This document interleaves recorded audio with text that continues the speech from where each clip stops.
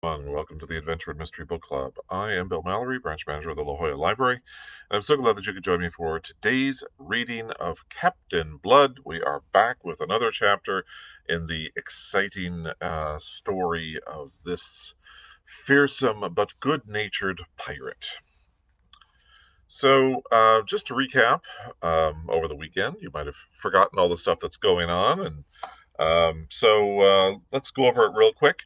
Uh, Captain Blood has been having many pirate adventures, mostly due to being chased by the admiral of the Spanish fleet, Don Miguel de Espinosa, and as a result, it Peter Blood has tricked him and has escaped from him and has evaded justice on multiple occasions to the point where they are starting to accuse Don Miguel de Espinosa of being a pirate himself.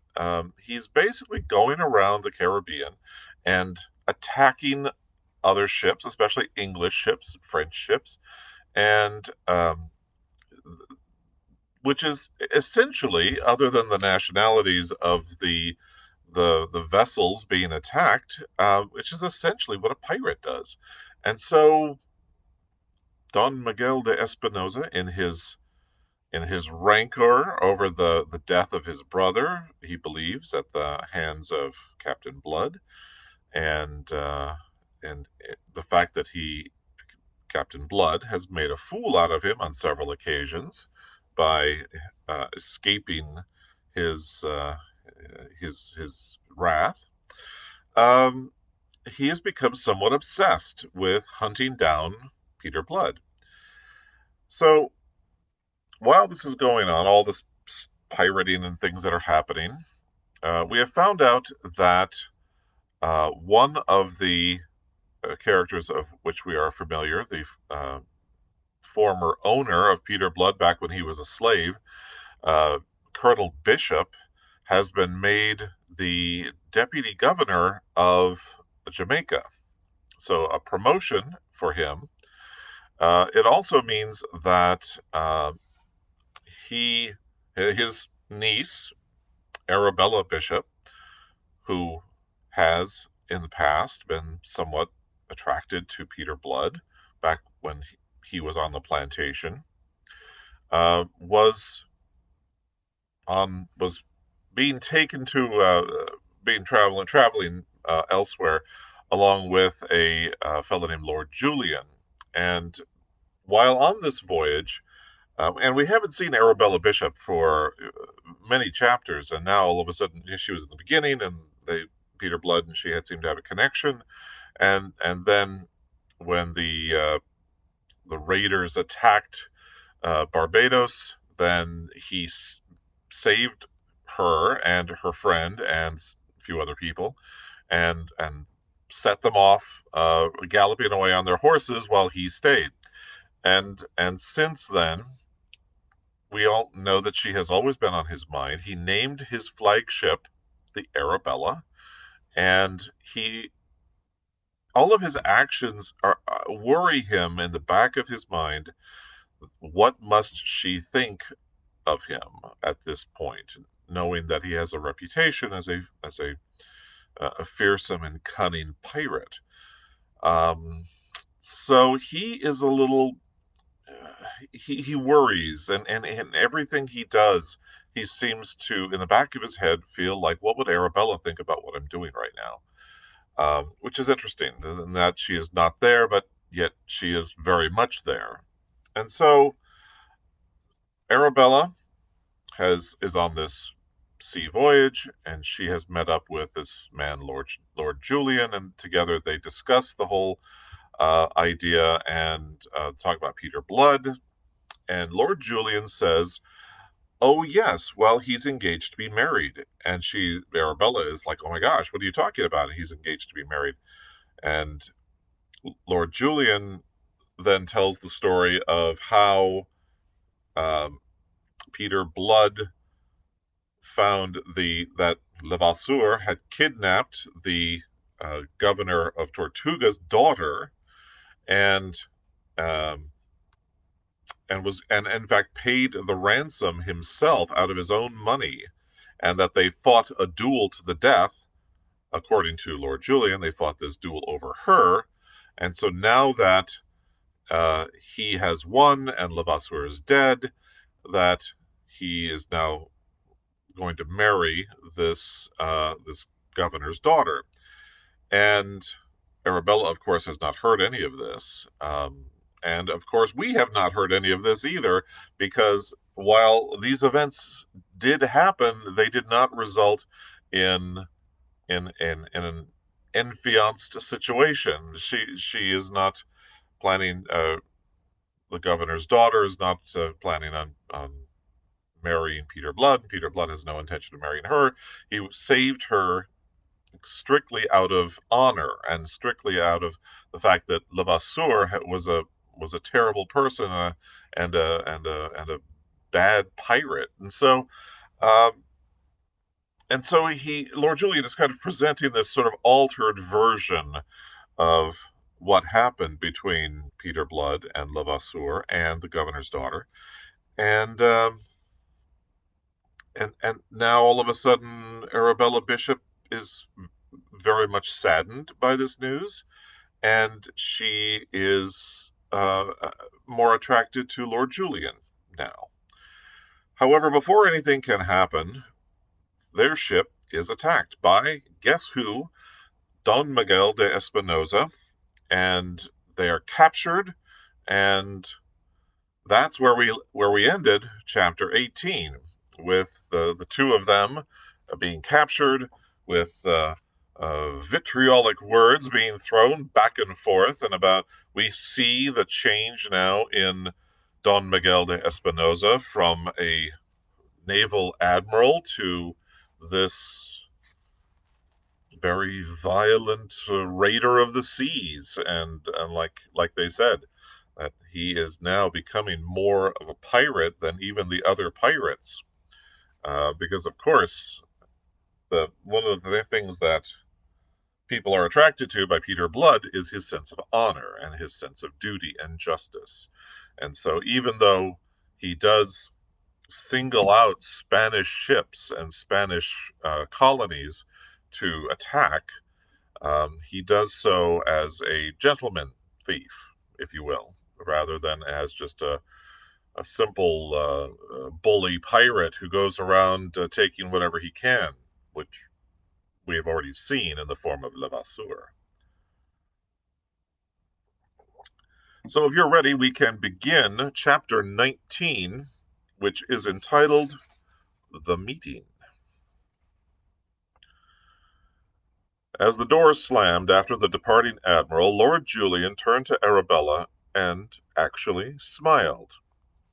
He felt that he was doing better, and gathered from it an almost childish satisfaction, childish in all the circumstances. Decidedly, I think I had the last word there, he said with a toss of his golden ringlets. Miss Bishop, seated at the cabin table, looked at him steadily without returning his smile. Does it matter then so much having the last word? I am thinking of those poor fellows on the Royal Mary. Many of them have had their last word indeed, and for what? A fine ship sunk, a score of lives lost, thrice that number now in jeopardy, and all for what? You are overwrought, ma'am. Overwrought? She uttered a single sharp note of laughter. I assure you I am calm. I am asking you a question, Lord Julian. Why has this Spaniard done all this? To what purpose? You heard him, Lord Julian shrugged angrily. Bloodlust, he explained shortly. Bloodlust? She asked. She was amazed. Does such a thing exist, then? It is insane, monstrous. Fiendish, his lordship agreed. Devil's work. I don't understand. At Bridgetown 3 years ago, there was a Spanish raid, and things were done that should have been impossible to men. Horrible, revolting things which strain belief. which seem, when I think of them now, like the illusions of some evil dream. Are men just beasts? Men? Said Lord Julian, staring. Say Spaniards, and I'll agree. He was an Englishman speaking of hereditary foes, and yet there was a measure of truth in what he said. This is the Spanish way way in the New World. Faith, almost it justifies such men as blood of what they do. She shivered as if cold, and setting her elbows on the table, she took her chin in her hands and sat staring before her. Observing her, his lordship noticed how drawn and white her face had grown. There was reason enough for that, and for worse. Not any other woman of his acquaintance would have preserved her self-control in such an ordeal, and of fear, at least, at no time had Miss Bishop shown any sign. It is impossible that he did not find her admirable. A Spanish steward entered bearing a silver chocolate service and a box of Peruvian candies, which he placed on the table before the lady. With the Admiral's homage, he said, and then bowed and withdrew. Miss Bishop took no heed of him or his offering, but continued to stare before her, lost in thought. Lord Julian took a turn in the long, low cabin, which was lighted by a skylight above and a great square windows astern. It was luxuriously appointed. There were rich Eastern rugs on the floor, well-filled bookcases stood against the bulkheads, and there was a carved walnut sideboard laden with silverware. On a long, low chest standing under the middle stern port lay a guitar that was gay with ribbons. Lord Julian picked it up, twanged the strings once, as if moved by nervous irritation, and put it down. He turned again to face Miss Bishop. I came out here, he said, to put down piracy. But, blister me, I begin to think that the French are right in desiring piracy to continue as a curb against these Spanish scoundrels. He was to be strongly confirmed in that opinion before many hours were passed. Meanwhile, their treatment at the hands of Don Miguel was considerate and courteous. It confirmed the opinion contemptuously expressed to his lordship by Miss Bishop that since they were to be held to ransom, they need not fear any violence or hurt. A cabin was placed at the disposal of the lady and her terrified woman, and another at Lord Julian's. They were given the freedom of the ship, and bidden to dine at the Admiral's table, nor were his further intentions regarding them mentioned, nor his immediate destination. The Milagrosa, with her consort the Hidalga, rolling after her, steered a south by westerly course, then veered to the southeast round Cape Tiburon, and thereafter, standing well out to sea with the land no more than a cloudy outline to larboard, she headed directly east, and so ran straight into the arms of Captain Blood, who was making for the windward passage, as we know. That happened early on the following morning. After having systematically hunted his enemy in vain for a year, Don Miguel chanced upon him in this unexpected and entirely fortuitous fashion. But that is the ironic way of fortune. It was also the way of fortune that Don Miguel should thus come upon the Arabella, at a time when, separated from the rest of the fleet, she was alone and at a disadvantage. It looked to Don Miguel as if the luck which so long had been on Blood's side had at last veered in his own favor. Miss Bishop, newly risen, had come out to take the air on the quarter-deck, with his lordship in attendance, as you would expect of so gallant a gentleman, when she beheld the big red ship that had once been the Cinco Llagos out of Cadiz.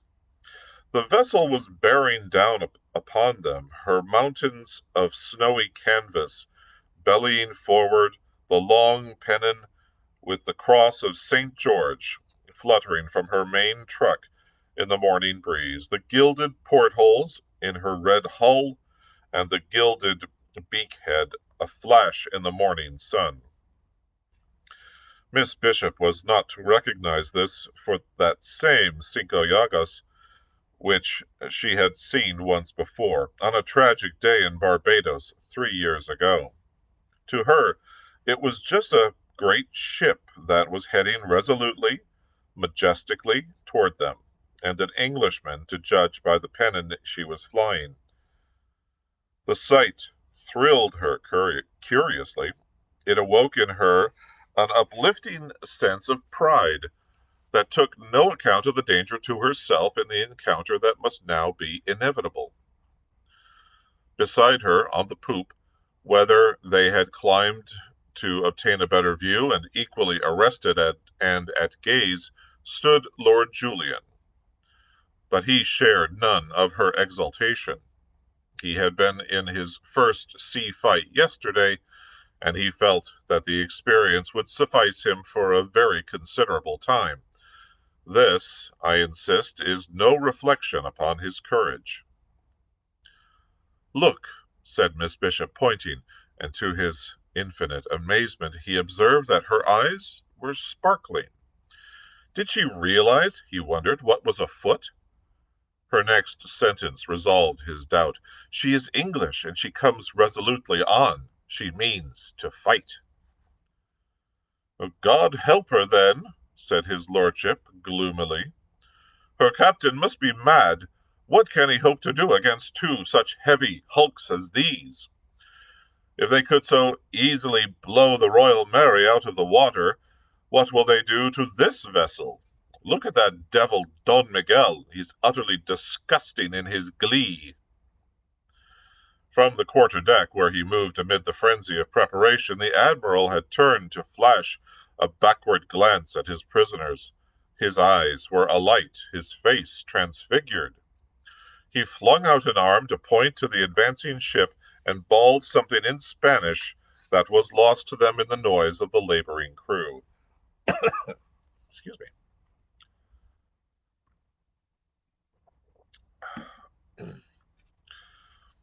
They advanced to the poop rail and watched the bustle. Telescope in hand on the quarter-deck, Don Miguel was issuing his orders.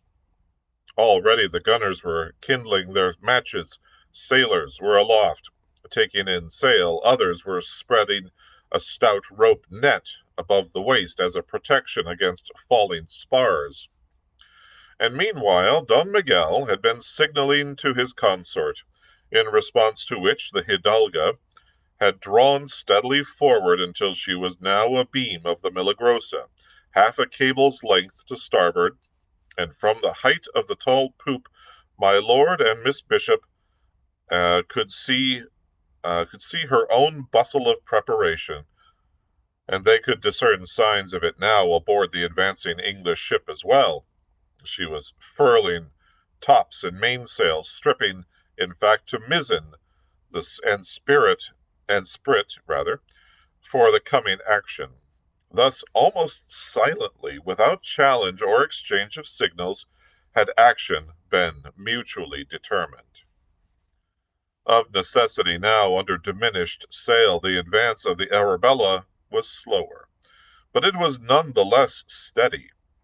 She was already within saker shot, and they could make out the figures stirring on her forecastle and the brass guns gleaming on her prow.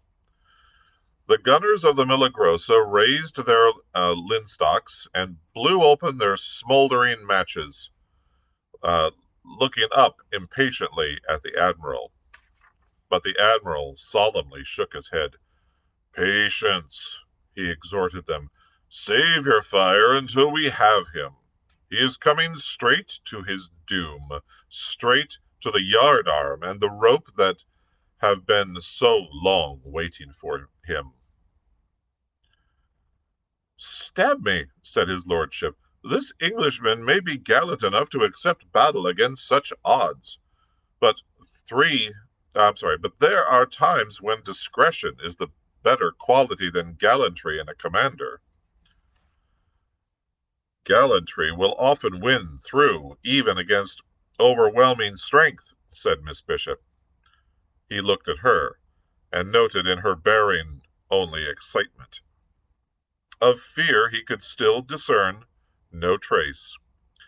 His lordship was past amazement. She was not by any means the kind of woman to which life had accustomed him. "Presently," he said, "you will suffer me to place you under cover." "I can see best from here," she answered him, and added quietly, "I am praying for this Englishman. He must be very brave." Under his breath Lord Julian damned the fellow's bravery. The Arabella was advancing now along a course which, if continued, must carry her straight between the two Spanish ships. My lord pointed out. "He's crazy, surely," he cried. "He's driving straight into a death trap. He'll be crushed to splinters between the two. No wonder that black-faced Don is holding his fire. In his place I should do the same." But even at that moment the admiral raised his hand. In the waist below him a trumpet blared, and immediately the gunner on the prow touched off his guns. As the thunder of them rolled out, his lordship saw ahead beyond the English ship to larboard of her two heavy splashes. Almost at once two successive spurts of flame leapt from the brass cannon on the Arabella's beakhead, and scarcely had the watchers on the poop seen the shower of spray, where one of the shots struck the water near them, then with a rending crash and a shiver that shook the Milagrosa from stem to stern, the other came to lodge in her forecastle. To avenge that blow, the Hidalga blazed at the Englishman with both her forward guns, but even at that short range between 200 and 300 yards, neither shot took effect. At 100 yards, the Arabella's forward guns, which had meanwhile been reloaded, fired again at the Milagrosa, and this time smashed her bowsprit into splinters, so that for a moment she yawed wildly to port. Don Miguel swore profanely, and then, as the helm was put over to swing her back to her course, his own prow replied. But the aim was too high, and whilst one of the shots tore through the Arabella's shrouds and scarred her mainmast, the other again went wide.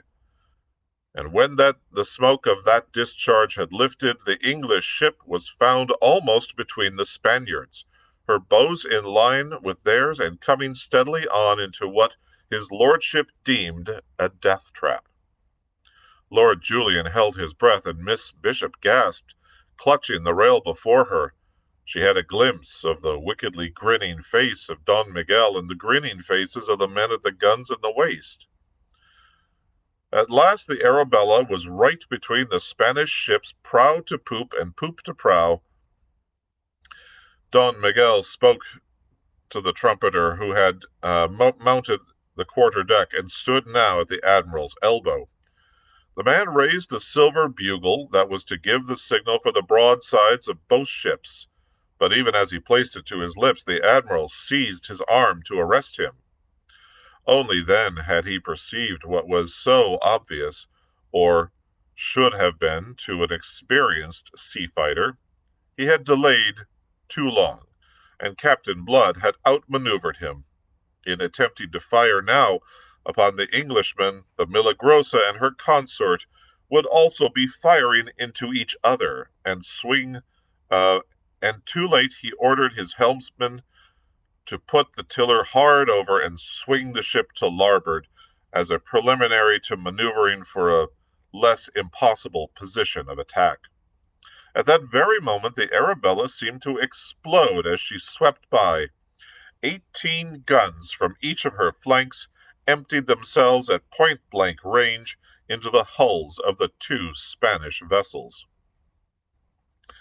Half stunned by that reverberating thunder and thrown off by her balance, by the sudden lurch of the ship under her feet, Miss Bishop hurtled violently against Lord Julian, who kept his feet only by clutching the rail on which he had been leaning. Billowing clouds of smoke to starboard blotted out everything, and its acrid odor, taking them presently in the throat, set them gasping and coughing. From the grim confusion and turmoil in the waist below arose a clamor of fierce Spanish blasphemies and the screams of maimed men. The Milagrosa staggered slowly ahead, a gaping rent in her bulwarks. Her foremast was shattered, fragments of the yards hanging in the netting spread below. Her beak head was in splinters, and a shot had smashed through into the great cabin, reducing it to wreckage.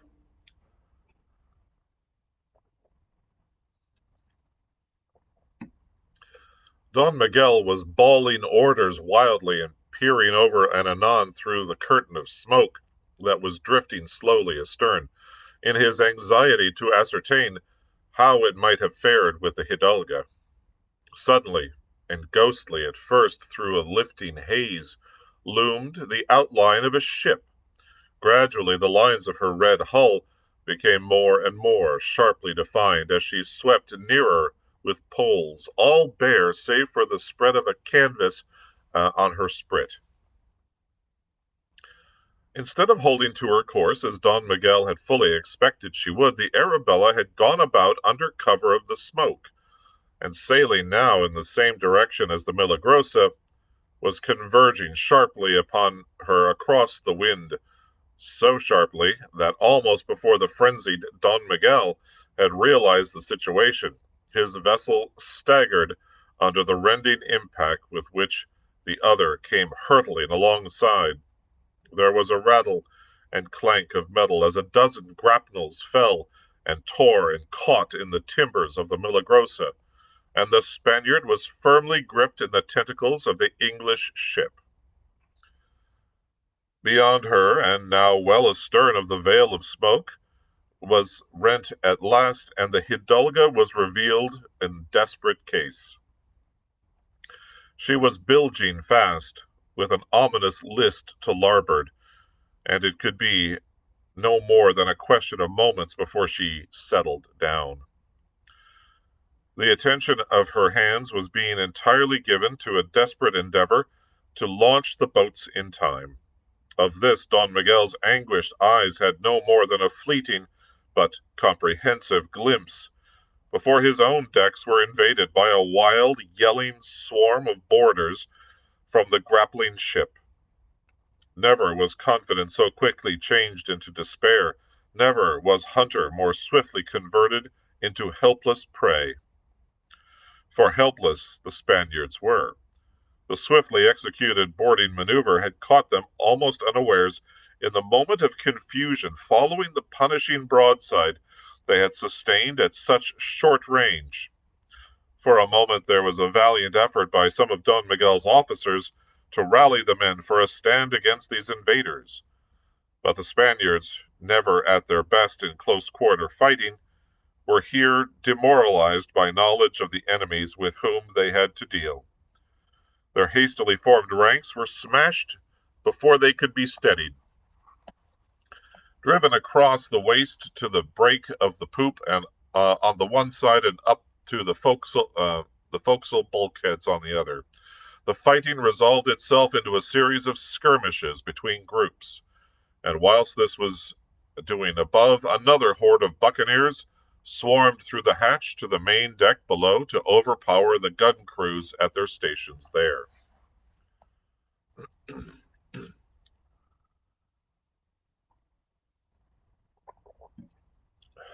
On the quarterdeck, towards which an overwhelming wave of buccaneers was sweeping, led by a one-eyed giant who was naked to the waist, stood Don Miguel, numbed by despair and rage. Above and behind him on the poop, Lord Julian and Miss Bishop looked on, his lordship aghast at the fury of this cooped-up fighting, the lady's brave calm conquered at last by horror, so that she reeled there sick and faint. Soon, however, the rage of that brief fight was spent. They saw the banner of Castile come fluttering down from the masthead. A buccaneer had slashed the halyard with his cutlass. The boarders were in possession, and on the upper deck groups of disarmed Spaniards stood huddled now like herded sheep. Suddenly Miss Bishop recovered from her nausea to lean forward, staring wild-eyed, whilst, if possible, her cheeks turned yet a deadlier hue than they had been already. Picking his way daintily through that shambles in the waist came a tall man, with a deeply tanned face that was shaded by a Spanish headpiece. He was armed in the back and breast of black steel, beautifully uh, damascened, with golden arabesques. Over this, like a stole, he wore a sling of scarlet silk, from each end of which hung a silver-mounted pistol.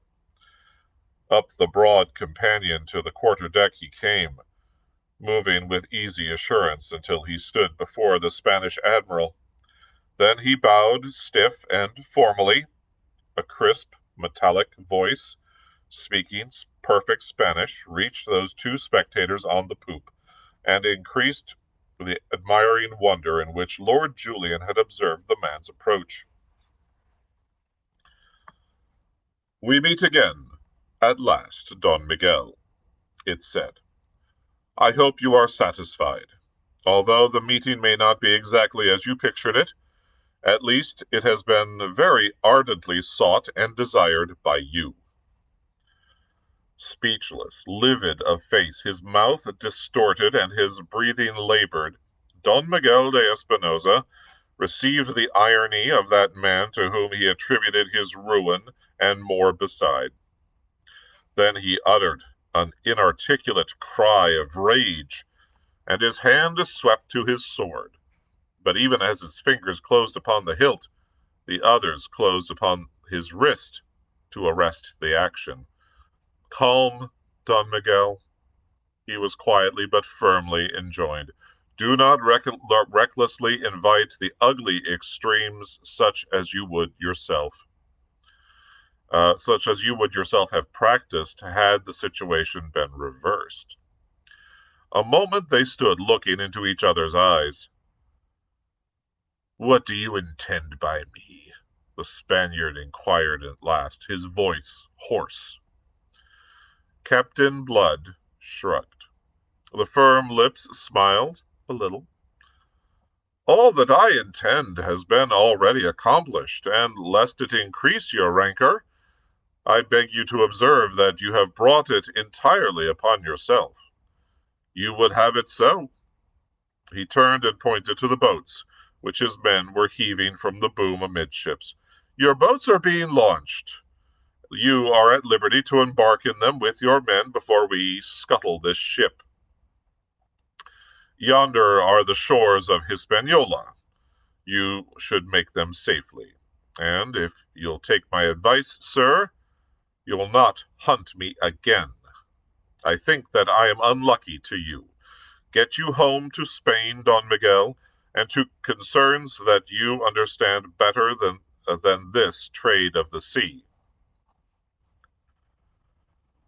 For a long moment the defeated admiral continued to stare his hatred in silence. Then, still without speaking, he went down the companion, staggering like a drunken man, his useless rapier clattering behind him. His conqueror, who had not even troubled to disarm him, watched him go, then turned and faced those two immediately above him on the poop. Lord Julian might have observed, had he been less taken up with other things, that the fellow seemed suddenly to stiffen, and that he turned pale under his deep tan. A moment he stood at gaze, and then suddenly and swiftly he came up the steps. Lord Julian stood forward to meet him. You don't mean, sir, that you'll let the Spanish scoundrel go free? He cried. The gentleman in the black corselet appeared to become aware of his lordship for the first time. And who the devil may you be? He asked, and with a marked Irish accent. And what business may it be of yours at all?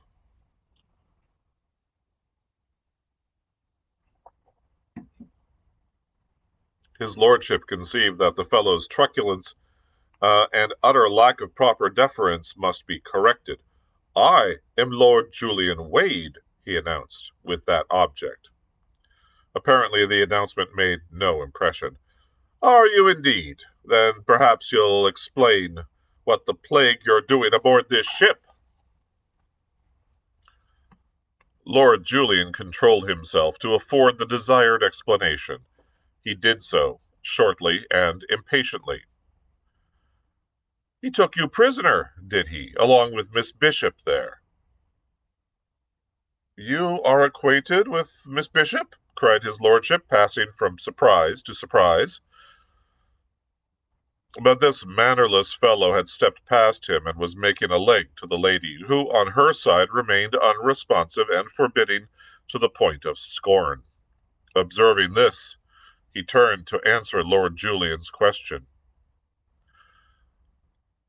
I had that honor once, said he, but it seems that Miss Bishop has a shorter memory.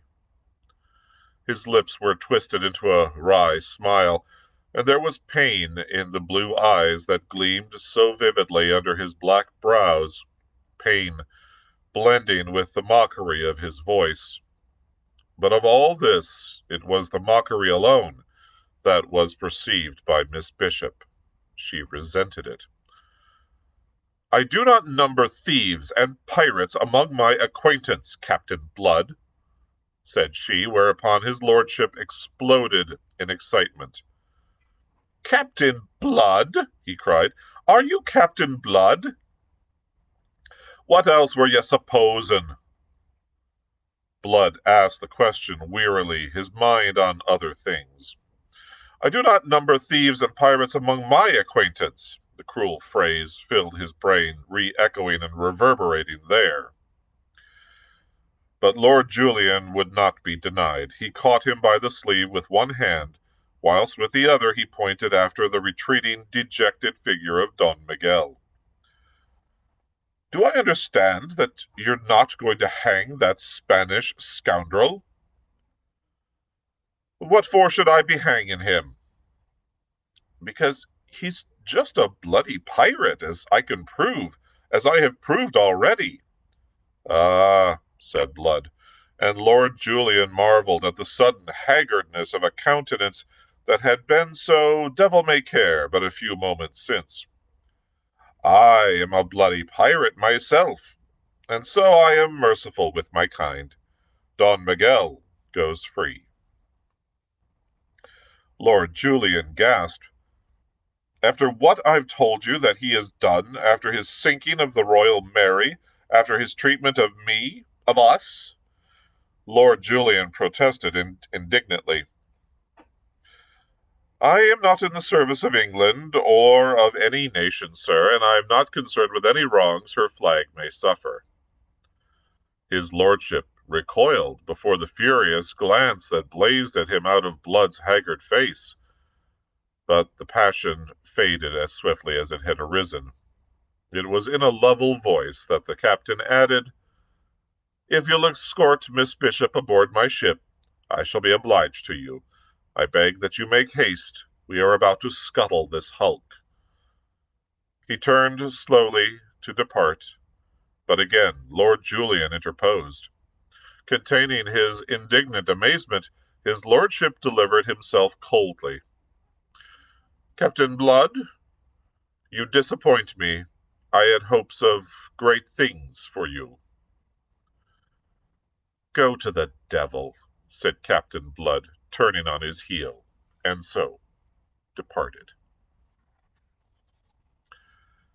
And that, my friends, is the conclusion of chapter 19, The Meeting. And now we know what the meeting, who the meeting was with. Not only was it with Captain Blood and Don Miguel de Espinosa, but it was also with Captain Blood and Arabella Bishop. Oh dear, she's not very happy with him. What is going to happen? We don't know, but we will find out. If you'll join me on Wednesday at 4 p.m., we will continue. We will read Chapter 20 of Captain Blood by Rafeal Sabatini. Thank you very much for joining me today. I hope you can join me again on Wednesday. Hopefully, we'll see you then, and we'll have more pirate adventures. Thanks, everyone. Bye now.